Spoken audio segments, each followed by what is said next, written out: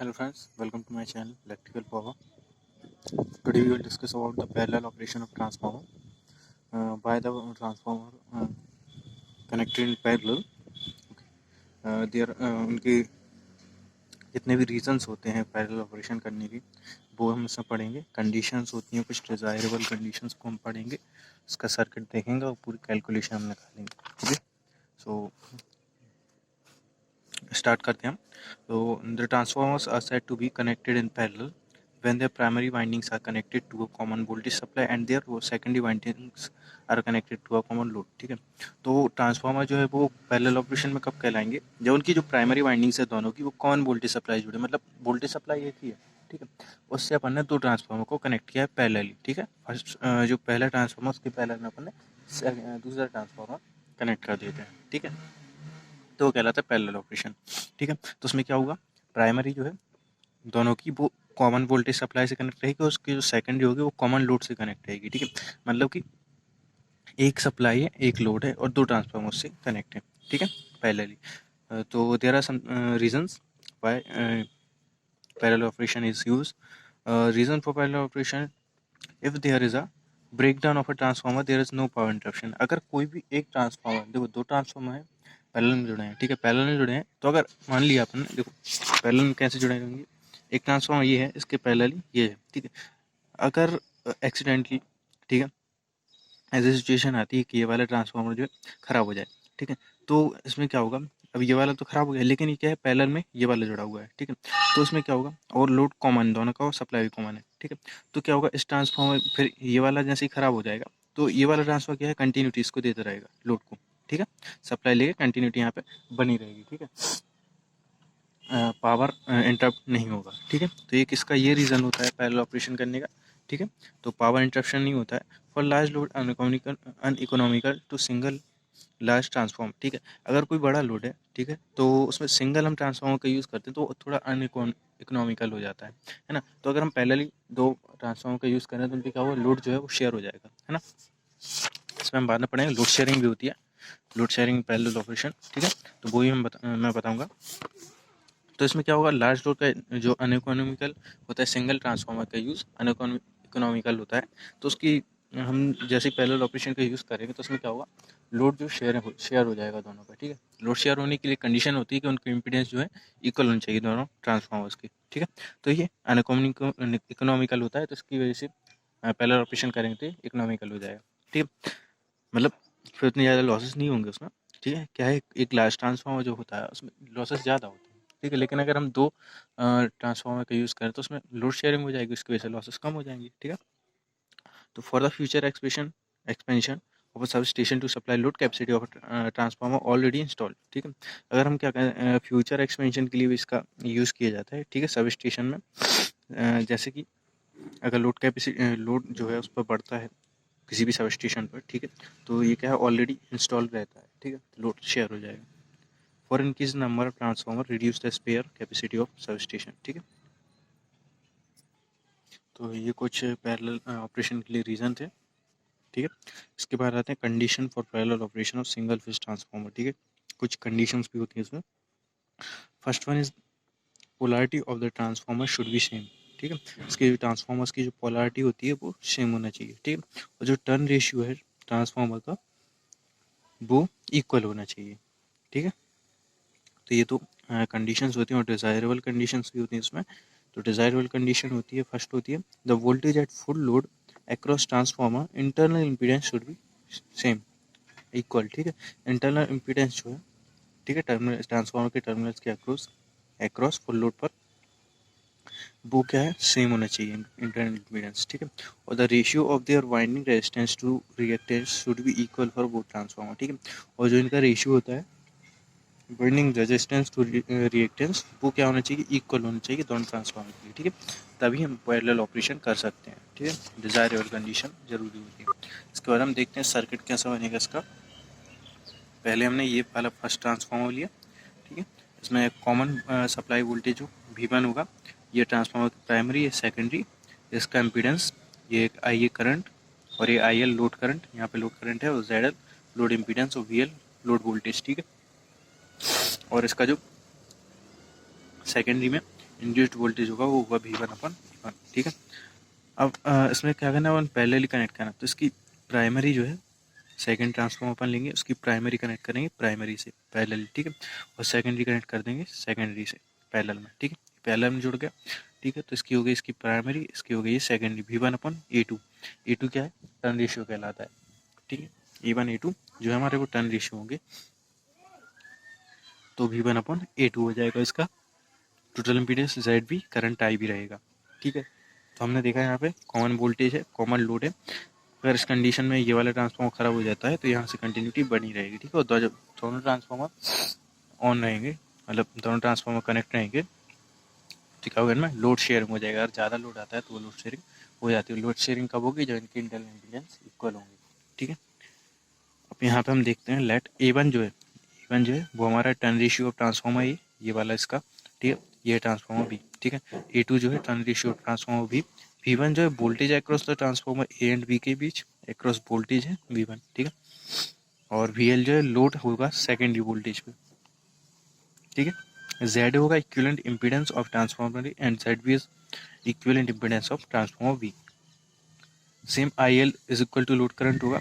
IA जो है वो current supply to the load by the secondary of transformer, जो करंट सप्लाई हो रहा है, ठीक है, लोड के लिए सेकेंडरी ऑफ ट्रांसफार्मर A की वजह से, ठीक है। और IB जो है वो करंट सप्लाई हो रहा है लोड के लिए, ठीक है, bye the secondary of transformer V की वजह से। और ZL जो है वो लोड इम्पीडेंस होगा अक्रॉस द सेकेंडरी, ठीक है।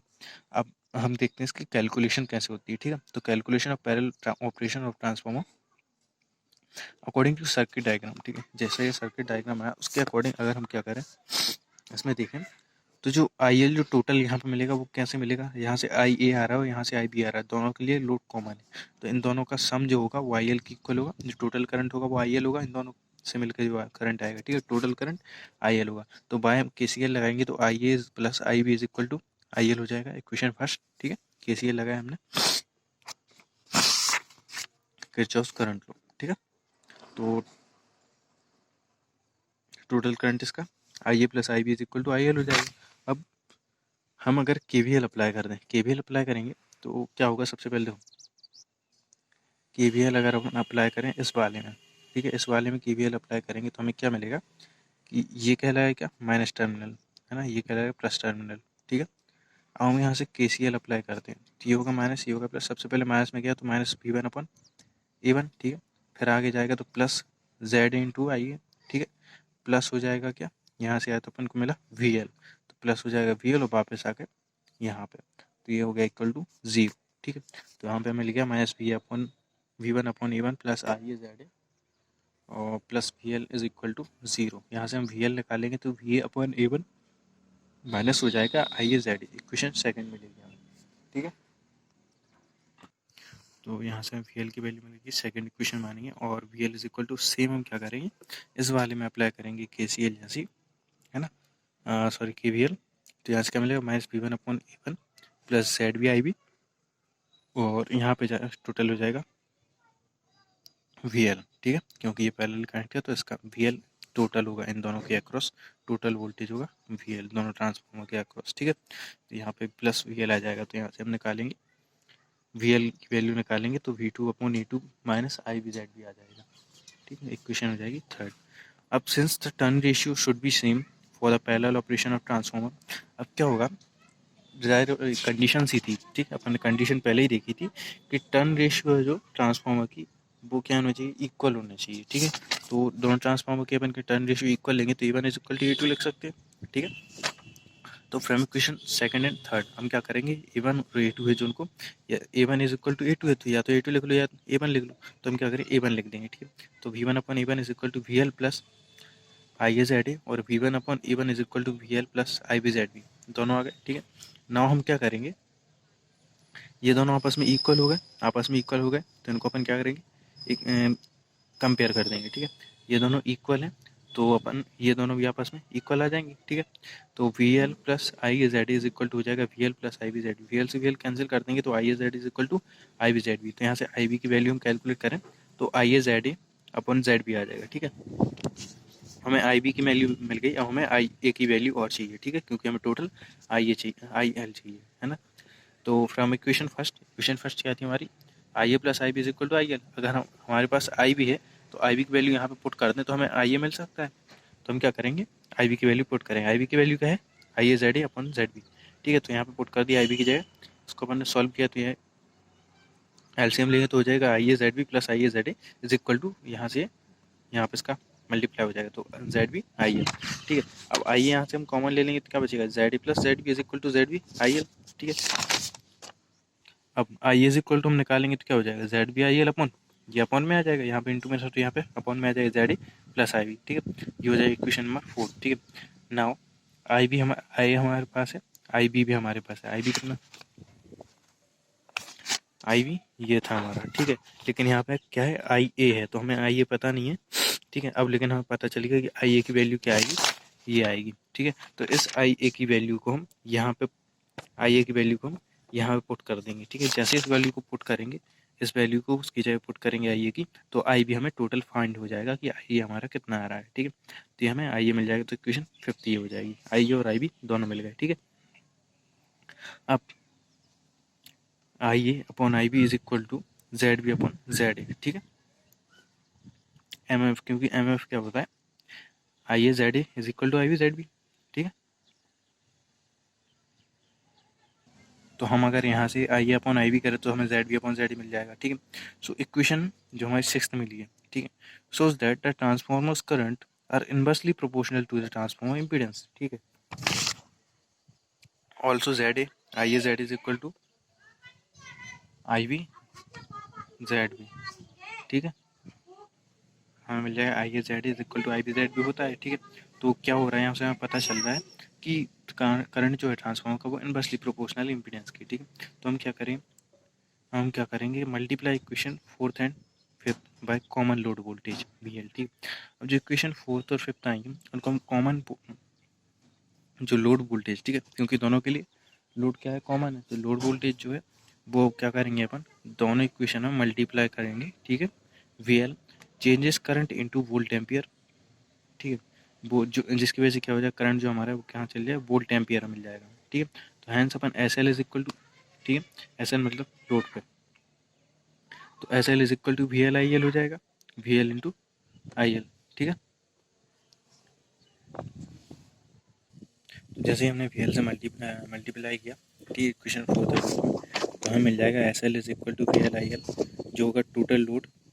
ठीक है, एस एल कहलाएगा मेरा टोटल लोड, एस ए कहलाएगा ट्रांसफॉर्मर ए का लोड और एस बी कहलाएगा ट्रांसफॉर्मर बी का लोड। ठीक है, तो S L is equal to हो जाएगा वी एल आई एल, जो होगा टोटल लोड वोल्ट एम्पियर में, ऐसे हो जाएगा V L into I A volt ampere of transformer A. ठीक है, और एस वी हो जाएगा V L into I V is equal to volt ampere of transformer B. ठीक है,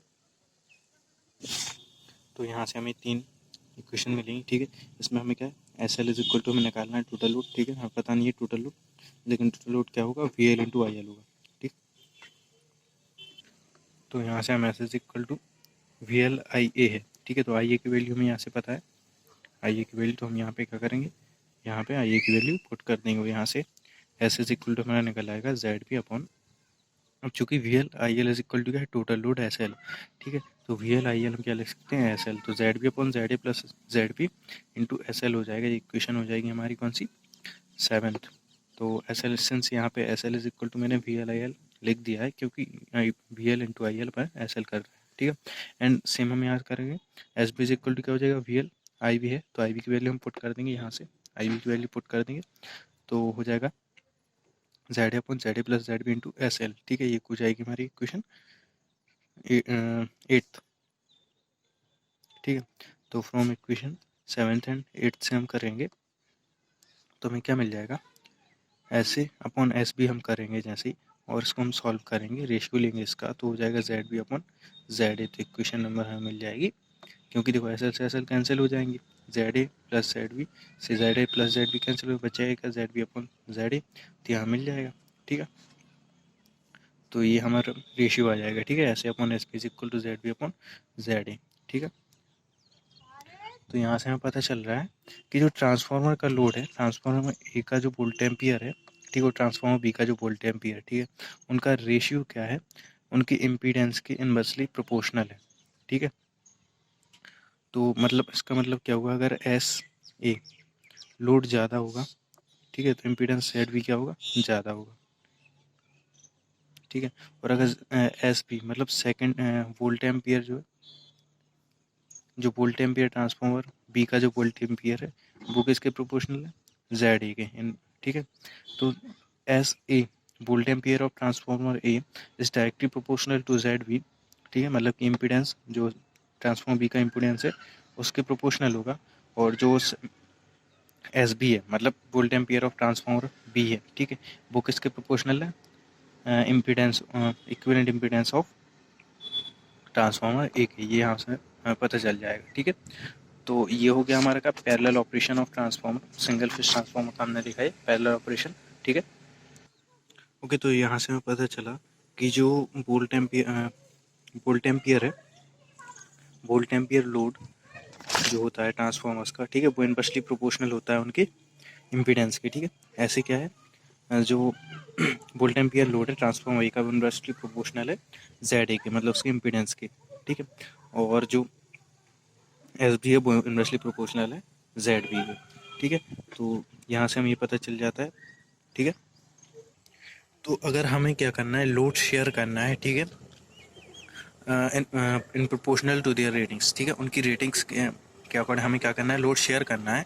तो ट्रांसफार्मर में जो है वो ओमिक इम्पीडेंस होना चाहिए जो कि इनवर्सली प्रोपोर्शनल हो उनकी रेटिंग्स के, ठीक है। यहाँ से हमें ये मिल गया है इस इक्वेशन से, ठीक है, कि अगर हमें लोड शेयर करना है, ठीक है, ट्रांसफार्मर्स में हमें लोड पैरेलल ऑपरेशन किया तो लोड शेयर करना है, ठीक है। तो वो लोड कैसे शेयर होगा, उनकी रेटिंग्स में, ठीक है। तो उनकी रेटिंग्स में कैसे शेयर होगा कि जो ट्रांसफार्मर है उनमें क्या होना चाहिए, ओमिक इम्पीडेंस होना चाहिए जो कि इनवर्सली प्रोपोर्शनल हो उनकी रेटिंग्स की, ठीक है। तो यहाँ पता चलता है, ठीक है। नेक्स्ट वीडियो में हम डिस्कस करेंगे लोड शेयरिंग, ठीक है, लोड शेयरिंग क्या होती है पैरेलल ऑपरेशन में, ठीक है। अगर इस वीडियो में बताऊंगा तो वीडियो बहुत लॉन्ग हो जाएगी, ठीक है। तो आई होप आपको समझ में आ गया होगा पैरेलल ऑपरेशन और ट्रांसफार्मर कैसे करते हैं, ठीक है, क्यों किया जाता है। उसमें हमने पढ़ा पैरेलल ऑपरेशन होता है क्या है, रीजंस क्या होते हैं इसके, कंडीशन क्या होती है, डिजायरेबल कंडीशन क्या होती है, ठीक है, कंस्ट्रक्शन इसका सर्किट डायग्राम कैसा होता है और इसकी कैलकुलेशन कैसे होती है, ठीक है। अब नेक्स्ट वीडियो में हम डिस्कस कर लेंगे लोड शेयरिंग के बारे में, ठीक है। तो आई होप आपको समझ में आ गया होगा। If you have any doubt you can share with me, ठीक है। Thank you friends.